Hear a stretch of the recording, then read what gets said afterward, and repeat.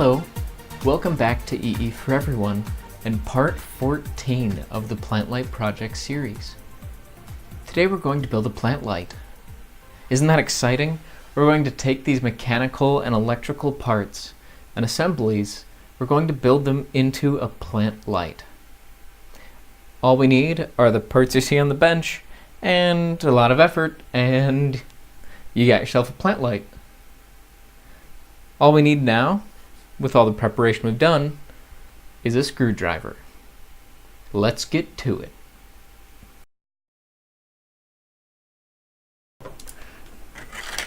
We need some batteries. CR2032 for the real-time clock backup. Okay, this one should be good. So no issues. Peel off the protective film. That's how you know we're serious.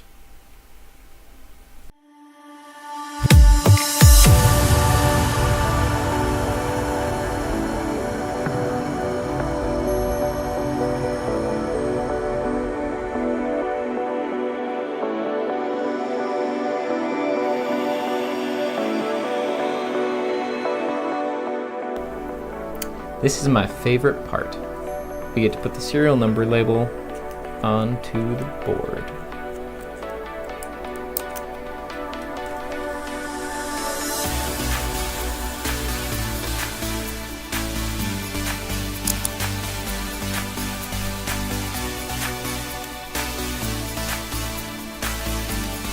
Serial number 4B.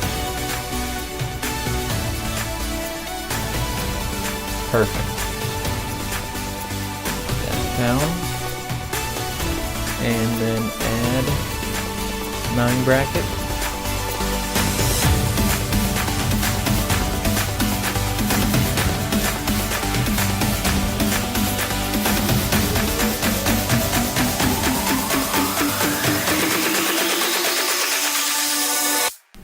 So now both of these boards are loosely screwed in.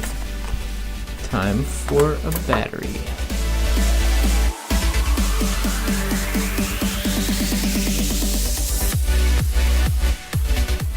Add and slot battery in. Real-time clock now has a backup.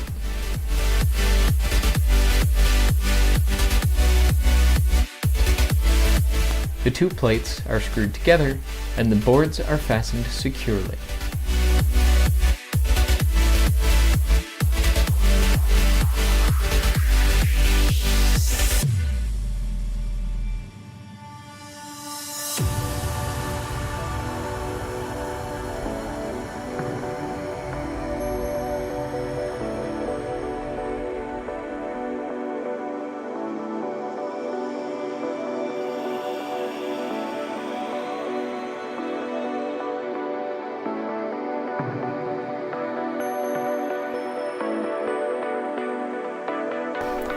I think it's about time for a quick test to make sure that all of the buttons, switches, work correctly.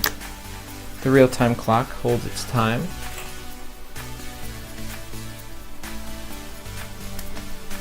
Okay. Put into the UI. Right and left work just fine.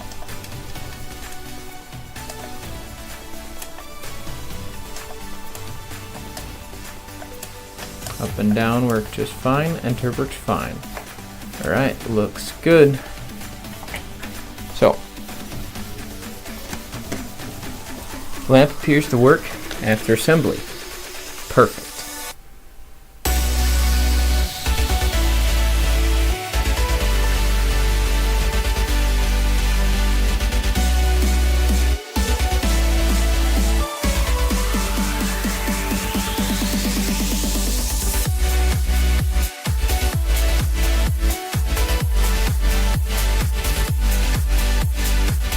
With this complete, the heatsink gets its mounting plate screwed down between the fan and the fins, and the 4 mounting clips with spring pins are inserted.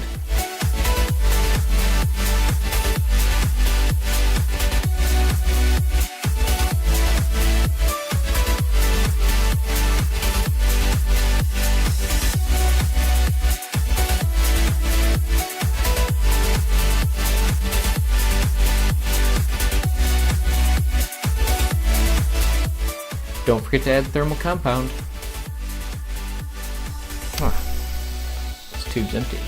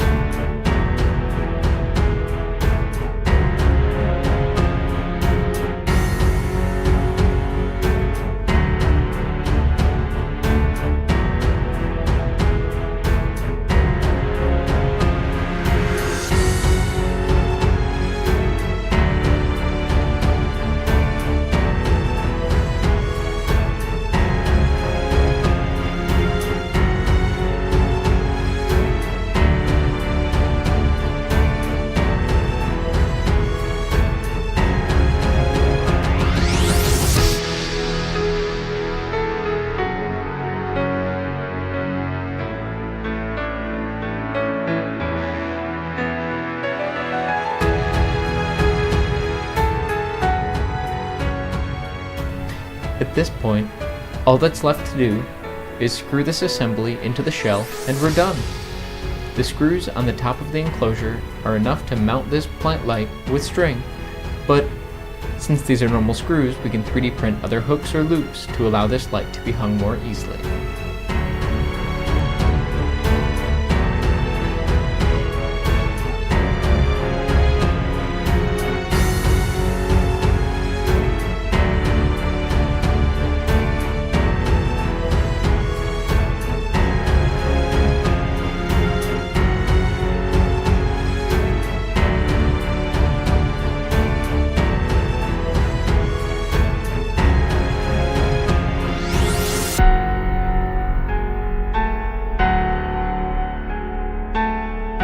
And now, with the plant light assembled, there's only one more question to answer. The moment we've all been waiting for. Can this plant light get bright enough to satisfy our requirement of being as bright as the sun in full brightness? There's only one way to find out. Let's power on the lamp. And let's measure the brightness. It's moment of truth time. Power cord installed. Plant light project boots up and is beginning to come into date. However, we can speed up this process by going into the UI and just turning all the channels to 100%. So you can. This camera is not focusing. Come on, camera.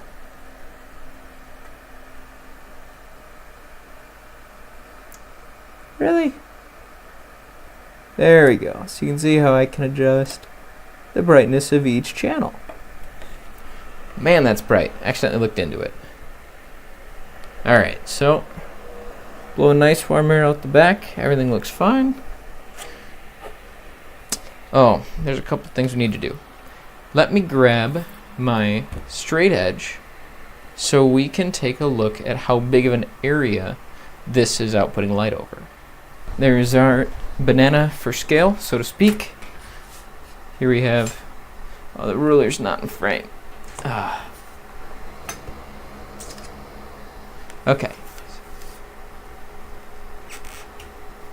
We have the ruler in frame.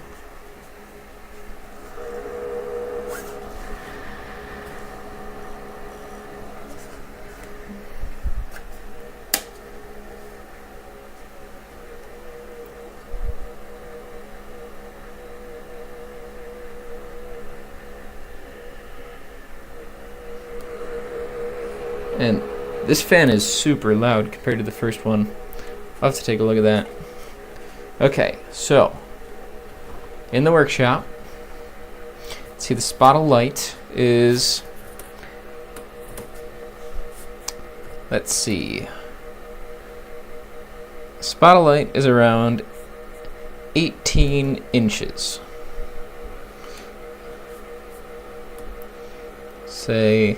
I'll say 16 inches. I lowered it down a little. And in this radius, alright, we are over that range. Over that range, we are at almost 8,000 lumens. I need to hold this more steady.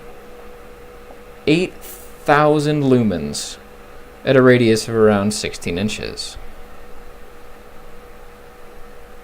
Maybe not quite. Let's get back up to that radius. Okay. So, around 5,000 lumens at a circular area of 16 inches. It's a lot of light.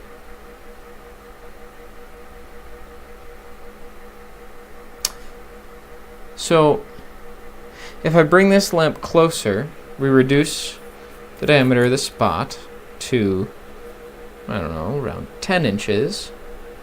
We get 13,000 lumens. I think this is a little impractical. I mean, a typical house plant might be bigger than this, so this would be about the limit. Or if you had one plant light per plant, you could maintain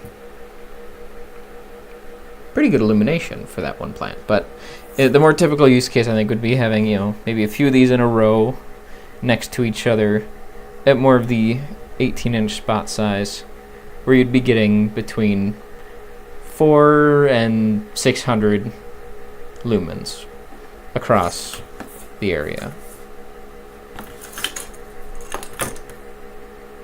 So, yeah, it really depends on where you are in the spot, but there are bright spots and dimmer spots. Okay.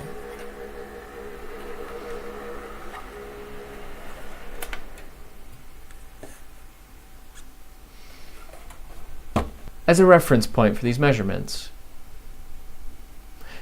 on the screen you'll see a table of luminous intensity. You know what? This is kind of a lame demo. Let's power on the lamp so you can appreciate that. So, on screen you can see the table of lux for sunlight in certain test conditions. You can see that we land somewhere between a typical overcast day and being in the shade on a sunny day at midday, which is certainly a lot better than thick storm clouds or the overcast day, but I guess I'm not a real expert on how much light a plant really needs. I feel like, there are plants that enjoy shade and there's plants that enjoy direct sunlight. So I think this plant light could be very effective for the shady plants, because this plant at full brightness would be exactly the level of light that that plant would want to receive. But if it wanted full sunlight, and you wanted to keep that plant in the living room because you admire its beauty, or whatever reason why you want to have an outdoor plant inside, I'm not sure that this plant will quite cut it. It's bright, don't get me wrong. It is blindingly bright, where if you close your eyes and you look at the light, you feel like you're still damaging your vision. It is really bright. But it's not sunlight bright, and it's not a replacement sun. So if you think this project is cool and this video is great, let me know by hitting the like button on this video, subscribing to the channel, and leaving a comment letting us know what you enjoyed. Most of all, I hope that you learned something great today, and I hope to see you again soon. Bye!